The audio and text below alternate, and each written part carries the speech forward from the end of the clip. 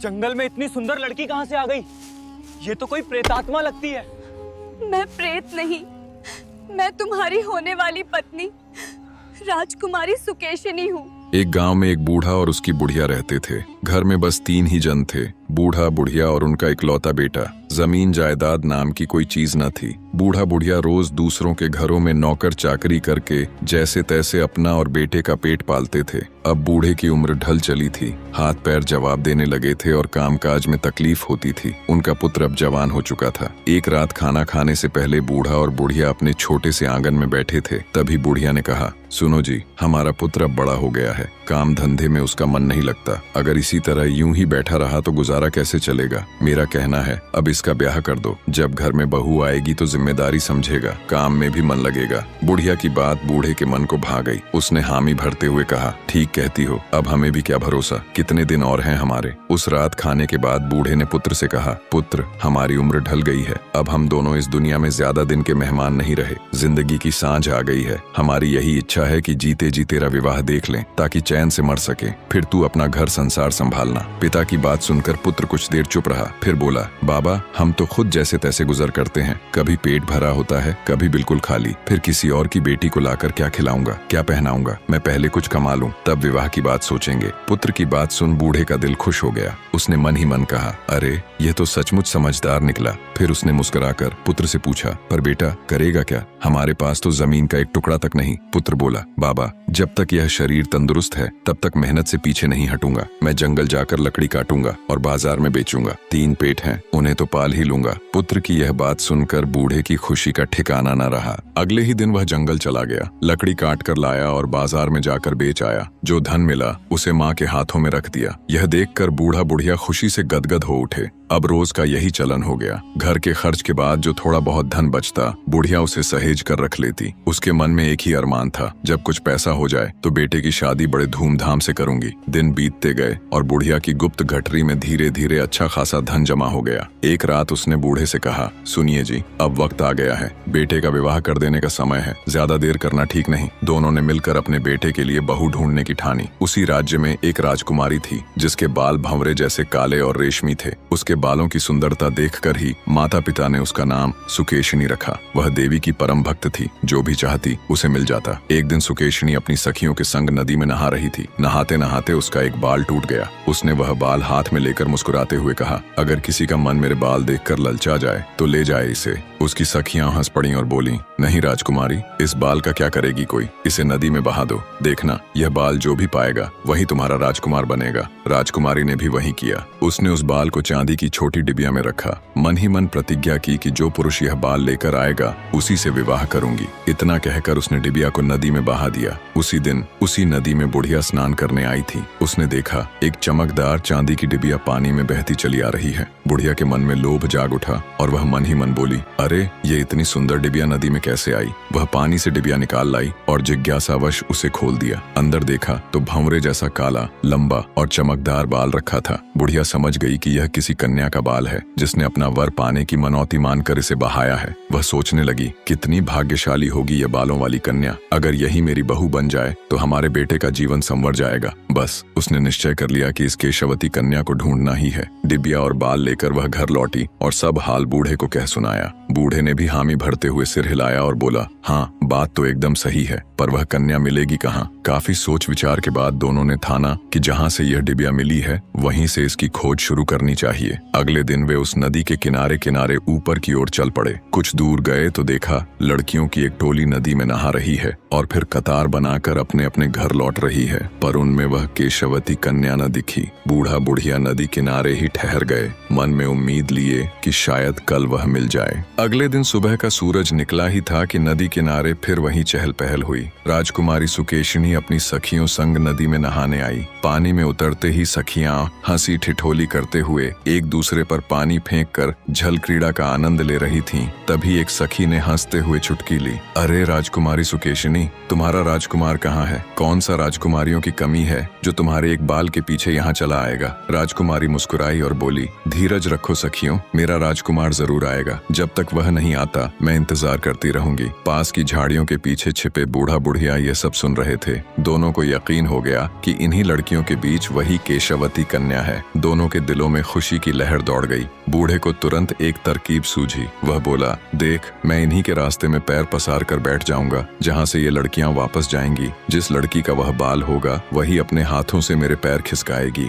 थोड़ी देर बाद राजकुमारी सुकेशिनी और उसकी सखियां नहा धोकर उसी रास्ते से लौटने लगीं। बूढ़ा रास्ते में लंबा पैर फैलाकर बैठ गया। सखियां आईं तो बुढ़े ने चांदी की डिबिया निकाल कर कहा, हे लड़कियों, यह बाल जिस किसी का है वही मेरे बेटे से ब्याह करेगी। अगर तुम में से किसी का है तो वह मेरे पैर हटा दे, जो नहीं है वह लांग कर निकल जाए। मगर मैं अपने पैर तब तक नहीं हटाऊंगा जब तक उस केशवती लड़की का पता नहीं लग जाता। सब सखियां एक एक कर हंसती हुई बूढ़े के पैर लांग कर निकलती गईं। पर जब राजकुमारी सुकेशनी की बारी आई तो उसने विनम्रता से बूढ़े का पैर खिसकाया और बोली, बाबा, यह बाल मेरा है। मैं वचन देती हूँ कि आपके बेटे से ब्याह करूंगी। मैं राजकुमारी सुकेशनी हूँ। आपका बेटा गरीब हो या मूर्ख, पर मैं उसी की पत्नी बनूंगी। मेरी किस्मत की लकीर को कोई नहीं मिटा सकता। आप निश्चिंत होकर मेरे पिता के पास विवाह प्रस्ताव लेकर जाइए। यह सुनकर बूढ़ा बुढ़िया दंग रह गए कि वह तो राजकुमारी है। डर भी लगा कि अब राजा को क्या मुंह दिखाएंगे। दोनों ने मन में सोचा कि पहले सोच विचार कर लें, फिर प्रस्ताव लेकर राजमहल चलेंगे, और इस तरह वे घर लौट आए। उधर घाट पर हुई इस बात की भनक धीरे धीरे राजमहल तक पहुंच गई।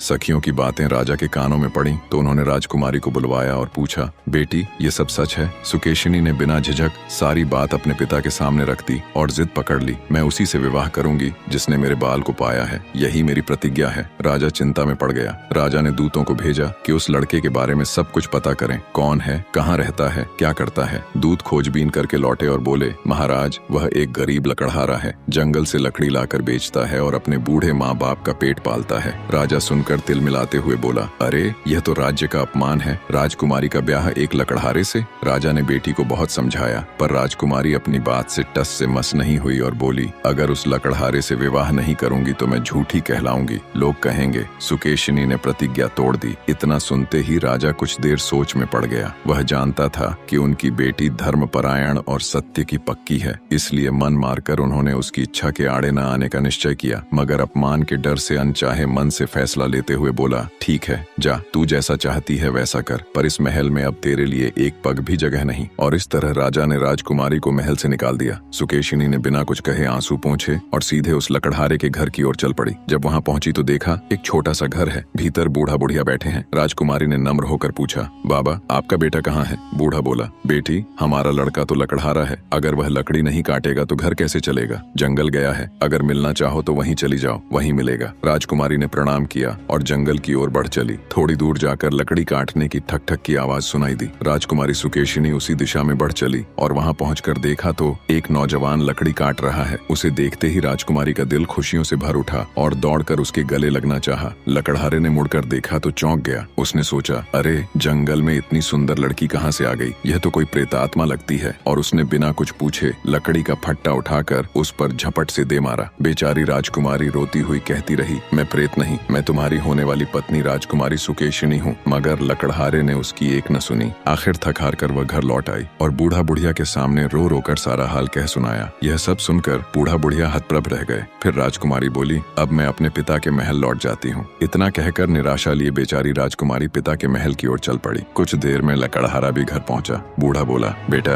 तूने क्या किया? कितने चाव से तेरी होने वाली पत्नी तुझसे मिलने गई थी। वह कोई साधारण लड़की नहीं थी, वह राज्य की राजकुमारी सुकेशिनी थी। तूने उसे मारा क्यों? लकड़हारा सिर झुकाकर बोला, बाबा, मैं क्या करता? जंगल में इतनी सुंदर लड़की देखकर डर गया, सोचा कि कोई भूतनी होगी। बूढ़ा बोला, ठीक है, जो हो गया सो हो गया। अब जा, देख, वह महल लौटने जा रही है, उसे मना ले, घर वापस ले आ। ये सुनते ही लकड़हारा भागा भागा उसके पीछे दौड़ पड़ा, परंतु राजकुमारी काफी आगे बढ़ चुकी थी। वह पीछे से आवाज लगाता गया पर वह नहीं मुड़ी। तब उसने ऊंचे स्वर में गाना शुरू किया, सुनो सुनो, हे मेरी राजकुमारी, अरियो मेरी राजकुमारी, जान जो नहीं पाया, पहचान जो नहीं पाया, गलती जो की मैंने, मन में न धरो उसे, मन में न रखो उसे। पहले तो राजकुमारी ने उसकी एक न सुनी और आंसू पोंछती हुई आगे बढ़ती रही। पर जब लकड़हारे ने फिर वही गीत दर्द भरे सुर में गाकर पुकारा तो इस बार राजकुमारी के पांव जैसे थम गए। वह मुड़कर चुपचाप खड़ी रह गई। लकड़हारा उसके पास पहुंचा, हाथ जोड़कर बोला, मुझसे बड़ी भूल हुई राजकुमारी सुकेशिनी, पहचान न पाया, कृपया क्षमा करो, नहीं तो यह पश्चाताप मुझे उम्र भर जलाएगा। चलो घर लौट चलें। राजकुमारी ने उसकी आंखों में सच्चा पश्चाताप देखा तो उसका दिल पिघल गया और वह बिना कुछ कहे मुस्कुरा दी। दोनों साथ घर लौट आए। घर पहुंचते ही राजकुमारी बोली, अब तुम जाकर उस जगह से लकड़ी का गट्ठर उठा लाओ जहाँ उसे फेंक कर आए थे, फिर उसे बेचने चलेंगे। लकड़हारा तुरंत जंगल की ओर चल दिया। उसके जाते ही राजकुमारी सुकेशिनी आंगन में अकेली बैठी थी। वह मन ही मन सोच रही थी, कब मेरा पति लकड़ी लेकर लौटेगा, फिर हम दोनों साथ बाजार चलेंगे, लकड़ी बेचेंगे और घर का कामकाज संभालेंगे। अभी यह सोच ही रही थी कि तभी उसके सामने अचानक एक तेज उजाला फैलने लगा। आसमान जैसे सुनहरी रोशनी से भर उठा और उसी प्रकाश से देवी माँ प्रकट हुई। देवी ने मधुर स्वर में कहा, बेटी सुकेशिनी, तेरी सत्यनिष्ठा, त्याग और भक्ति ने मुझे प्रसन्न किया है। तेरे पवित्र मन के कारण यह घर धन्य होने वाला है। जब तेरा पति आज उस जंगल में छोड़े गए लकड़ी के गट्ठर के पास लौटेगा तो वह साधारण लकड़ी नहीं, सोने की छड़ों में बदल चुकी होगी, और यदि इसे सही राह में खर्च किया जाएगा तो यह कभी घटेगा नहीं बल्कि दया और भलाई में और बढ़ेगा। पर याद रखना, इस वरदान का सही उपयोग करना, क्योंकि अधिक धन हमेशा अपने साथ लोभ, लालच और अहंकार भी लाता है, और वही अहंकार मनुष्य के विनाश का कारण बन जाता है। सुकेशिनी हाथ जोड़कर बोली, माँ, आपकी कृपा सदा हम पर बनी रहे। देवी मुस्कुराई और धीरे धीरे प्रकाश में विलीन हो गईं। उधर जंगल में उसी क्षण लकड़हारे ने जहाँ गट्ठर गिराया था वहाँ लकड़ी का गट्ठर अब भी पड़ा था, पर अब उसका रंग कुछ बदला बदला सा लग रहा था। जैसे ही उसने उसे उठाने की कोशिश की तो पाया कि उसका वजन बहुत बढ़ गया है। उसके मन में अचरज हुआ। फिर बड़ी मुश्किल से कंधे पर उठाकर घर चला आया और बरामदे में फेंक कर अंदर जाने लगा। तभी सुकेशिनी बाहर आकर बोली, पहले उसे अंदर ले आओ। लकड़हारा बोला, नहीं, उसे बेच दूंगा, घर के खर्च का पैसा आएगा। सुकेशिनी हंसते हुए बोली, नहीं, उसे मत बेचना, पहले अंदर लाओ। अब वह लकड़ी नहीं, सोने की छड़ों का गट्ठर है। अब तुम्हें जंगल जाकर लकड़ी काटने की जरूरत नहीं। लकड़हारा, बूढ़ा और बुढ़िया जब उस गट्ठर को देखने लगे तो सब अवाक रह गए। सचमुच लकड़ी की छड़ें सोने से चमक रही थीं। किसी की आंखों पर विश्वास नहीं हो रहा था। यह सब कैसे हुआ? सोचते हुए वे सब सुकेशिनी के चरणों में गिर पड़े और बोले, बेटी, तू तो कोई देवी है। सुकेशिनी मुस्कुराई और बोली, नहीं पिताजी, मैं कोई देवी नहीं, एक साधारण लड़की हूँ। बस माता ने हमारी किस्मत बदल दी। दिन बीतते गए। लकड़हारा अब गरीब न रहा। उसकी झोंपड़ी की जगह एक भव्य महल खड़ा हो गया। नौकर चाकर, हाथी घोड़े, धन दौलत सब उसके घर में आ गए। सुकेशिनी और लकड़हारे ने उस धन से गांव के गरीबों के लिए एक औषधालय खुलवाया जहां हर जरूरतमंद का इलाज निःशुल्क होता था। गांव के बच्चों के लिए उन्होंने एक गुरुकुल भी बनवाया जहां कोई भी बच्चा शिक्षा से वंचित न रहे। धीरे धीरे पूरे इलाके में उनका नाम फैल गया। गांव भर में चर्चा होने लगी।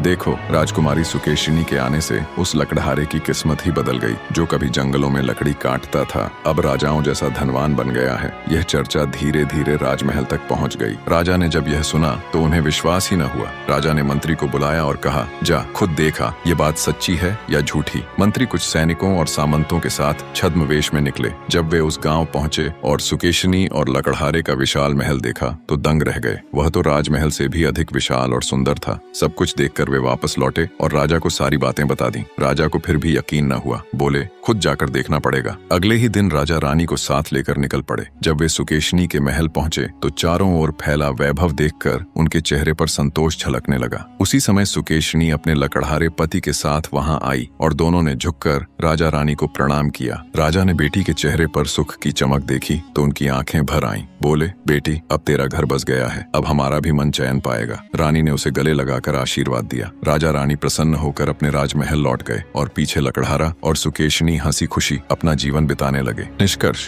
यह कहानी एक बाल से शुरू हुई थी पर अंत में इस बात का प्रमाण बन गई कि ईश्वर हमेशा सत्य, समर्पण और सच्चे मन के साथ खड़े रहते हैं। जिस राजकुमारी ने वचन निभाने के लिए अपना वैभव त्याग दिया वो चाहती तो महल में रहकर भी सुखी रह सकती थी, पर उसने सच्चाई चुनी और वही अंत में सबकी प्रेरणा बन गई। जिस लकड़हारे ने अपनी गलती के बाद भी प्रेम और पछतावे से क्षमा मांगी वही उसी की बदौलत सम्मान और समृद्धि का अधिकारी बना। देवी ने भी आशीर्वाद उसी को दिया जिसने धन को सेवा का साधन बनाया, न कि घमंड का कारण। सीख यह कहानी हमें सिखाती है कि सच्चा प्रेम त्याग में है, लालच में नहीं। भाग्य हमेशा उसी पर मुस्कुराता है जिसके मन में भरोसा, भलाई और विनम्रता रहती है। धन का मूल्य तब है जब वह किसी के काम आए, वरना वही धन मनुष्य को अंधा बना देता है। आज के समय में भी हमें यह नहीं भूलना चाहिए कि ईमानदारी, विश्वास और नम्रता वही गहने हैं जो किसी को भी राजसी बना सकते हैं, चाहे वह एक साधारण लकड़हारा ही क्यों न हो। जिस घर में नारी को देवी के समान सम्मान मिलता है, वह घर सदा सुख, शांति और समृद्धि से भरा रहता है, क्योंकि जहाँ नारी का मान होता है वहीं भगवान का स्थान होता है। इसलिए बेटी हो, बहू हो या कोई भी स्त्री, हर रूप में उसका आदर करें, क्योंकि वही घर की लक्ष्मी है। अगर आपको भी राजकुमारी सुकेशिनी और लकड़हारे की यह कहानी पसंद आई हो तो इसे लाइक और शेयर जरूर करें और कमेंट में बताइए क्या आपको लगता है कि आज के दौर में भी ऐसे वचन निभाने वाले इंसान मिलते हैं।